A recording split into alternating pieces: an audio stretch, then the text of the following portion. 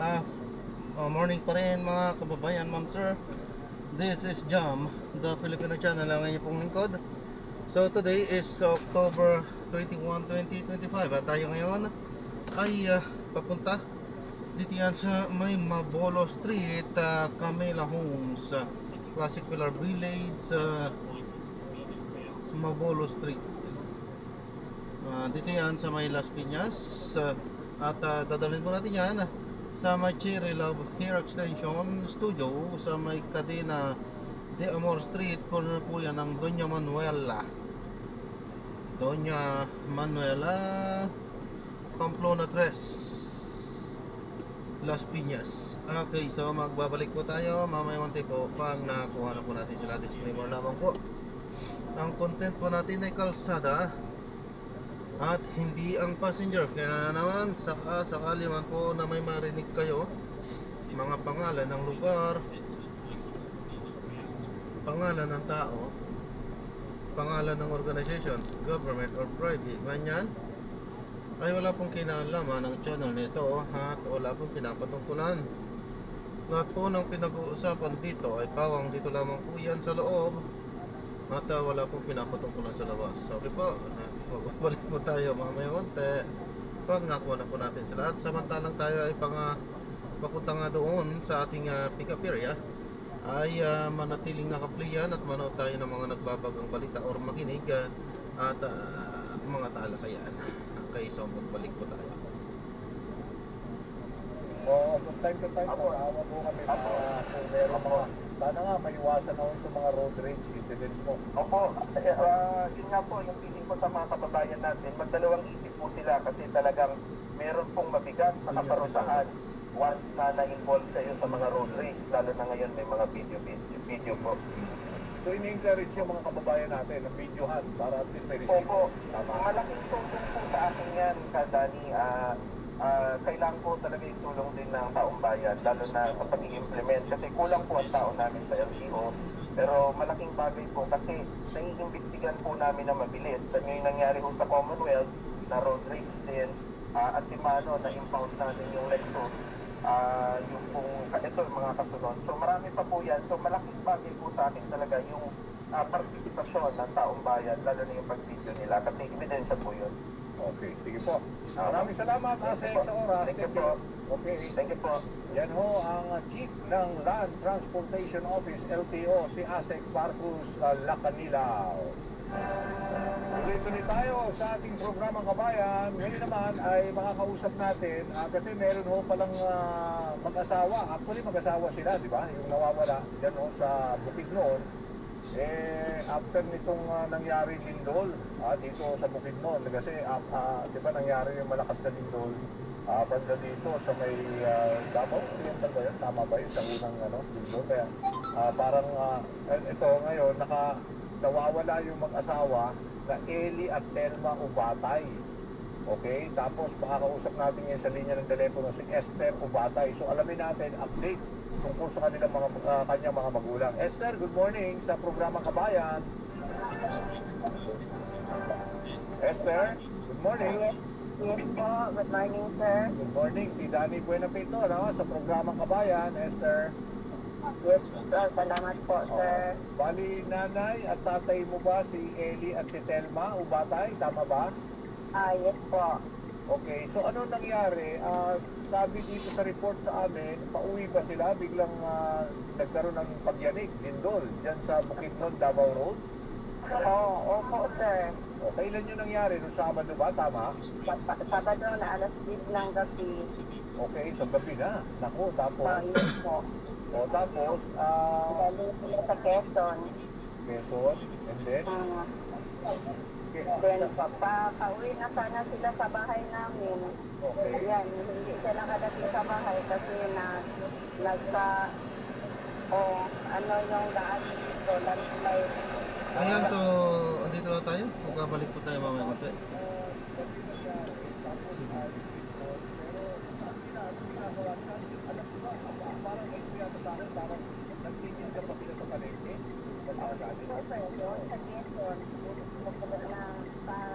Sa 13 ng gabi sir, umuwi sila sa amin kasi pag-linggo magsimba man sila si mama si papa.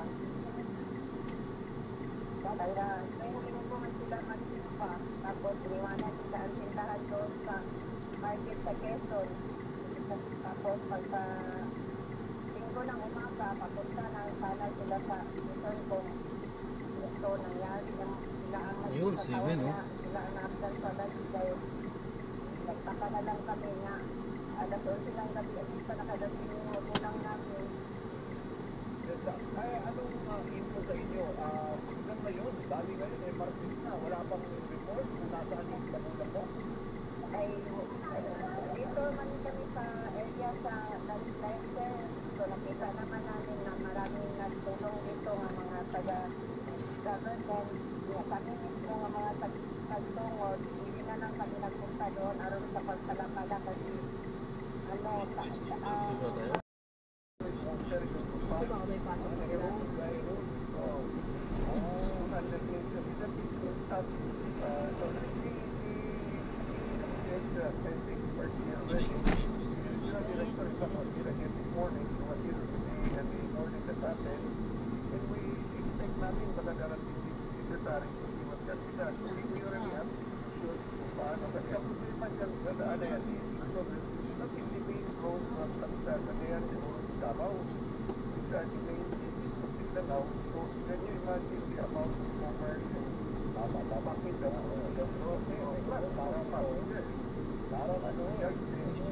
Masyado na-apektuhan yung baka at saka mukhang marami mo na-apektuhan na dumadaan dyan sa highway na yan eh. Talaga na yung ikaw yung kalahati yung kalahati.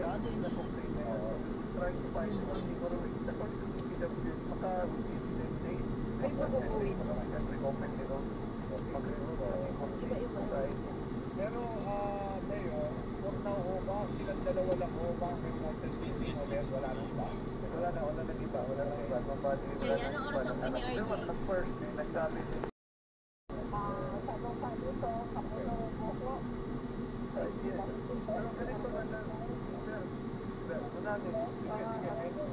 Okay, Mayor. Pwede naman na masusulan ka ron. Ilan yung pinatutulong mo namin, kahit nakikuli pa niya man, napaka-buhay pa. Dali Mayor, ako at kami bilang Mayor, kapag sila sa ilalim. Sige po. Sige po. At least, nabigyan mo natin ng linaw, no? At nandiyan si Mayor, kapakinggan sa ay, ang dami. Ang dami ng doon sa Pilipinas. Pero ang Pilipinas na natulong, army, dito sa staff namin, dami sila. Paano lang talaga? Okay. Sige po, Mayor. Maraming salamat sa oras. At medyo na tayo. Tayong oras. Salamat po, at saka kay Manang Esther Ubatay. Antibiotic daw. Pwede wala naman daw yun. Wala naman. Ubatay. At si Mayor Pablo Lorenzo. Yung naano ng magpag... Tatapos siya, yan na siya magtapos, may lumaki, baka yung sabi ng doktor, baka pumutok sinasabi nila. Hindi ba siya nakita doon sa newborn baby? Yung sa may newborn baby, time na yun na. Kaya mahalaga ngayon yun, di ba, sa mga pinapangana. Parang lang sa gano'n, may training. Diba? May pagkama doon sa pagkita. So, kasi may baka pinanganak mo, meron na. No? Sa lahat ng pagkita ng doktor. Kaya during the pagkakaano sa doktor, baka meron na po talaga siya silang na ano, na train. Okay. Sa birth clinic, Napakaya pa, parang gusto pa nakikinig sabi ng mga models na pag-umali pa lang, napakahalaga to. Oo, so ngayon, nasa ang ngayon, tawag niyo, ano sa kondisyon ngayon yan? Julia na, dahil sa insidente, isinara ang museo ng isang buong araw. Kinumpirma ni French Interior Minister Laurent Nunez na nakapasok sa museo ang mga suspect gamit ang isang basket lift na ikinabit sa isang truck. Mabilis din lang tumakas sa mga kawatan. Sinimula na ang investigasyon para mahuli ang mga suspect at mabawi ang mga ninakaw na anak. At abangan mamaya sa headline ngayon, ilang pribadong ospital punuan na dahil sa dami ng pasyente na may influenza-like illnesses. Pagsusuot ng face mask, hindi umano gagawin sa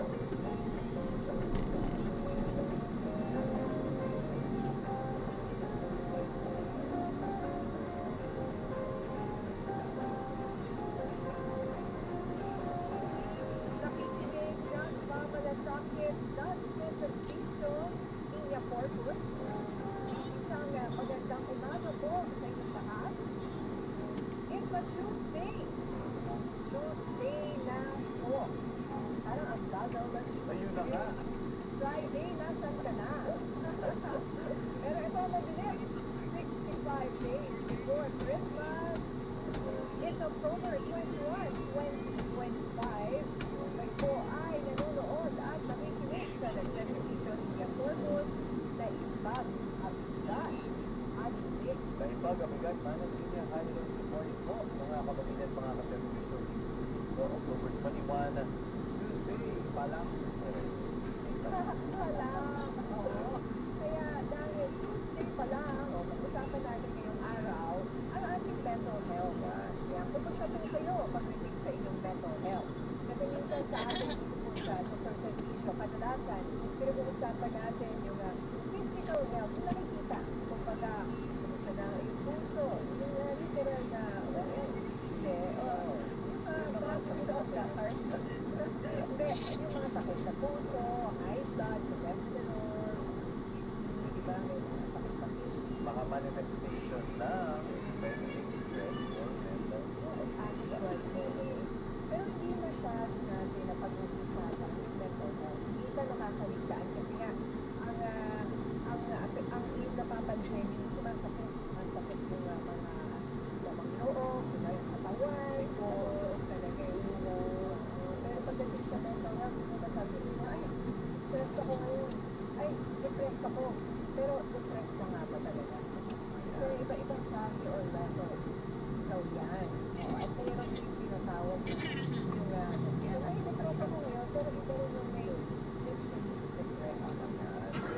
Kaya ngayon mga kapatid sa servisyo, i-direct na po natin ang ating question of the day. Ganito rin po ang ating pag-usapan ngayong umaga. Paano po ito inaalagaan ang inyong mental health? Detected na po yan sa Viber po natin, 0919 78 So ang ating tanong natin sa isa't ni Manang Linya, paano ba natin inaalagaan ang aming mental health? Kaya ako lang mauna, kapag siguro kapag wala sa trabaho, talagang ginagawa natin. Gusto natin yun. Diba? Ang tamang pamilya, unang-una, mag-relax, mag-unwind. Meron din tinatawag na intentional. Dapat talagang pattern yung pag-relax. Diba? Maaari sa trabaho. Wala ka na sa trabaho, talagang huwag mo nang maaari, huwag mo nang trabaho. Mahirap. Lalo na pag napagod ka, tapos pag uwi mo sa bahay, ay inis yung anak ko, may homework pang kailangan gawin, parang ganyan rin, ay, meron ko sunod gabi, ay, pero hindi nagsusot na pa ako. Yun yung nangyari sa akin sa gabi. Self-defense pala. Ay, lagi ko na po, ano ka lang, ha? Oo, kasi parang hindi pa rin tapos yung araw mo. Pero kailangan kasi eto pa, no? galing sa trabaho, syempre pagod yan, stress. Tapos yung anak mo, kahit yan sa school or kung saan sa landan, minsan din natin na-realize, stress din sila. Saka kung ano rin yung kanilang pinagdadaan. Yung araw. Yung araw. Naisip ko lang sarili ko sa ikaw yung adult, ikaw yung mas nakakatanda. Yung mga bata, parang wala nang pinagdadaanan yan eh. Pero hindi mo alam, kapag gusto lang meron silang mga, di ba, alam mo naman, pabulis ngayon. O may pinagdadaanan, mga kaibigan, di ba, marami rin silang mga, quote-unquote, meron rin silang life na nangyayari o drama sa buhay. So, alam mo yan, nakakalabas sa partner. So, ako hindi naman masaya kung mababa. Oo naman. Na-stress din sila doon dahil gusto na sa pressure sila ng mga magulang. Diba? Kasi ito, play mo. Ito lang. Oo, pero yun na nga. So, kailangan lahat ito ay tama kayo, step aside. Medyo, tingnan mo yung huminga ka muna. Saka alam ko ito, Hadilin, kapag meron ka rin yung na ginagawa kapag Nagtatrabaho pa rin. May pop-up. naman sa akin kapag hindi natin mag-decide na diba, sa mga issue, sa lahat ng mga nangyayari. Pero na-stress din ang iso ng ating bayan. Eh, totoo. Marami na rin ang nag-depress sa nila. Ang nalulungkot. Galit na galit. Dahil nga sa corruption. Ang taas nga niya sa survey ngayon. For the first time daw in how many years, pasok yung corruption sa mga concerns sa mga Pinoy. Sa top 5 na dati wala. Dati ko ano na, meron ba akong pagkain, meron ba akong trabaho, Ang pasok na siya kasi nga sa awareness. na-afford ba yung pagkain, ganito ganyan. Pero dati, yung corruption mababa sa survey na yan, nakakalabas lang. Kahapon ata siya lumaba. Oo. So, bumalik siya sa top 5. After so many years, Kasi nga ngayon siguro, no? Well, di ba, hindi naman makakaila yung mga issues na kinaharap natin. At lahat ng information, di ba, lahat ng mga broadcast, na live stream, nababalood ng tao, nakaposten, di ba, napag-usapan yan siguro, factor siya. oo. Kaya down tayo ngayon. Kaya parang, yung mga Pasko, hindi masyadong Pasko ngayon. Hindi katulad dati. Na parang ngayon parang labang-labang mo na yung Pasko. Ngayon parang medyo, Tignan natin, baka mag-claims na. September pa lang Pasko na. Pero dahil sa mga pangyayari na, di ba? Kaya, yan, nakaka-affect din sa ating mental health. Isa pa sa aming pag-uusapan na masyado na pag-uusapan po sa mga panahon na yun, yung obesity. So, ito rin naman po ito, mamaya meron po tayong eksperto, psychiatrist, at psychologist po siya, para pag-usapan ang autism and mental health. So, makakasama po natin mamaya si Dr. Randy De Leosa. So, kung meron po kayong kakilala, or meron kamag-anak, or mahal sa buhay, di ba, na nasa spectrum po, ayan, maganda po makinig po tayo, dahil sigurado marami tayong matutulungan sa kanya. And also, after yun, no, Mick, diba, ang kasama naman natin, sa psychologist, ng chief psychologist mismo ng Mind Care Center, para naman po pag-usapan ang ADHD. Yan, lagi na natin yung Oo nga. Actually, napunod ko sa process natin. Oo, meron akong interpretive. Pero yun din, clinically diagnosed. Kailangan din meron din expert kung makapagsabi na, okay, yung ADHD mo, yung attention deficit, hyper, parang Hyper. something. Oo. Ayan. Mamaya, pag-uusapan natin. Oo, usually sinasabi ng malikot, makulit, ganyan. Pero, oo, focus niya, hindi nakafocus, iba-iba. Oo. So, may sense rin yan eh. Oo. Okay, mamaya makasama naman natin si Professor Yang Gatchalian para pag-usapan po ito dahil ADHD Awareness Month din po ngayon bukod sa Breast Cancer Awareness Month. So maganda kung may questions po kayo 0919-278-3000. And syempre, pinali natin the last but not the least. Nakasama po natin ang aktor, si Baron Geiser. So si Baron, pinapanood ko kanina yung trailer. Grabe, natitense ako, hindi ko kaya. Trailer pa lang. Ang galing. Oo, ang galing. At as usual, ang galing na naman niya, Baron. Dahil sa nga siya, sa mga magagaling na aktor natin ngayon, ano? At yung pagka-portray na ito, so balik pa rin sa ating topic ngayon, partner mix, ano, yung kanyang goal dito ay isang tao na meron autistic na high functioning, kumbaga may autism siya, pero nagtatrabaho pa rin siya as a delivery rider. Ngayon, meron tayo ba feeling, isa po ba dito minsan, talagang sinabi ko, Yun yung sabi na ni ate na pupunta kasi dyan sa Kuya Simon. napakasisad, at actually meron pang isa hanggang ngayon nandun pa rin. Labas to. Very reliable at ang open nila pa. So hindi po rin may autistic. Hindi ko na pwede isabi sa ano ba. Natin natin si Christian Bascones tungkol dito sa paglulusad na 1 RFID sa lahat ng tollways sa Luzon. Go ahead, Christian.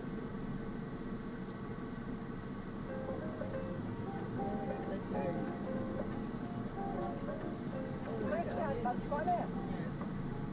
Yes, go ahead. Upang mapabilis ang daloy ng trapiko sa mga kalsada at maiwasan ang kaliwan dahil sa isang ng RFID. Ngayong araw pinamalahati sa Pulong President Officer Jr. ang pagsusunod na proyekto ng 1 RFID All Soloista. Isang makasaysayan hakbang na naglalayong magkaroon ng ganap na interoperability ng pagkakulitan. Kapit siya.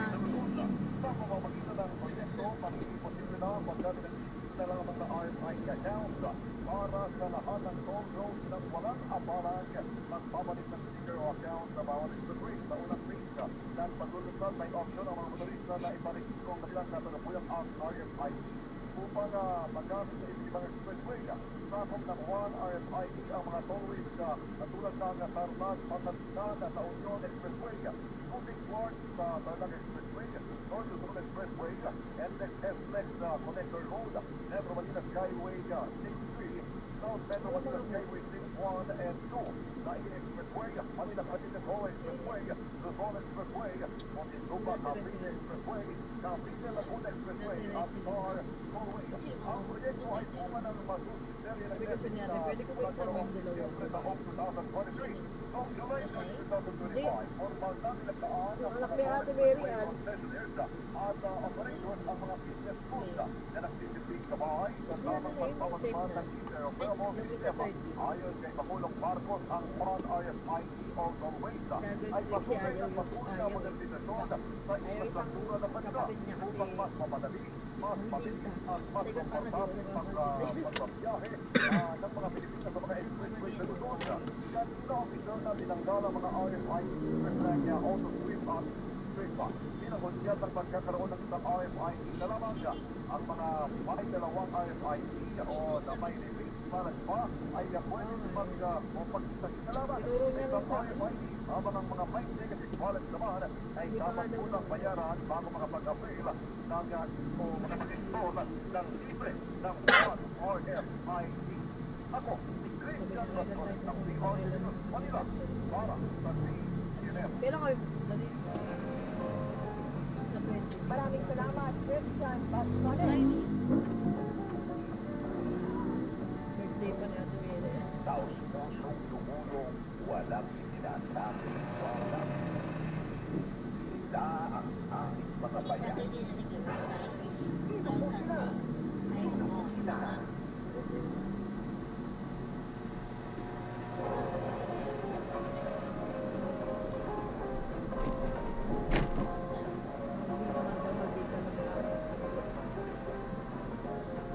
At ngayon, makakasama na po natin sa walang iba kundi ang aktor na si Baron Geisler. Yun, magandang umaga sa iyo, Baron. Morning, Thank you Baron. for coming. Magandang umaga, Christina and Kermit. Maraming salamat for having me here. And sa lahat ng mga nakikinig sa BBM, napakagandang umaga. Ayan. Good mo. Ano kinain mo kanina, Baron? Nag-breakfast ka na ba? Opo, having energy. Kasi nag-uusapan namin, nag-iisip lang kami kung anong kinain ng breakfast. Oo, kasi pa-lunch na eh. Pinuhutok din natin. Ako, excited ko. Okay, sweet. Walang mga tiga pa. Oo, yun naman. Yun ang masarap. Ano yung kinain mo na isa? Ano? Talong at ampalaya? Talong at ampalaya. Maganda rin kasi, Si Ate Erlyn. tatayin na natin. Siyempre, Oo. ang delivery sa progress ng mga tao, especially mga tao or on the street. malayo at hindi naman malayo na sa libo-libong delivery rider sa buong Pilipinas, napaka merong kita. Maaari po, o maaari na wala. Meron actually mga fighters, register gather ng nila. Marami actually who are in the industry, who have Asperger's or Asperger's Syndrome, yeah. Doon po sa loob, no? Yes. Anthony Hopkins. Okay, yes. So marami, I think ako rin, I was diagnosed na emergency Yes. of accident. Marami, kasi katutok lang sabi. Drop off po. Hindi na pag-usapan ng mga tao, taksak, nakakahiya. Dapat tayo, mahalin natin, intindihin natin yung mga tao under the spectrum. At yakapin lang sila. Kasi nung story ko naman, Sarita, ako may anak ko. Yun pala, we just wanted to let everyone know na nakikinig at nanonood ngayon, malapit sa puso mo ang pelikulang ito. Because you yourself, meron kang personal na experience because your daughter is in the spectrum. Yes. Okay. Tell us about Sarita, ma? Yes, my pride and joy. Okay. Bale, kagaya po ng lahat ng parents dyan na may nakikitang parang nakaiba sa kanilang mga anak. Una, denial ko. Ang katotohanan niya yung wife ko, nag-introduce yung anak namin sa kanila. Nakikita ko may certain things na kakaiba, like clapping, tapos malipot na ito. So, that's really good thing. Ayan, so na-drop na natin sila. So maraming salamat po sa panonood hanggang sa muli. Ingat po at God bless. Paalam po muna pansamantala at tayo ay gagawa na ng ibang video sa ating susunod na misyon. Proseso ko Paalam po. pagdala dito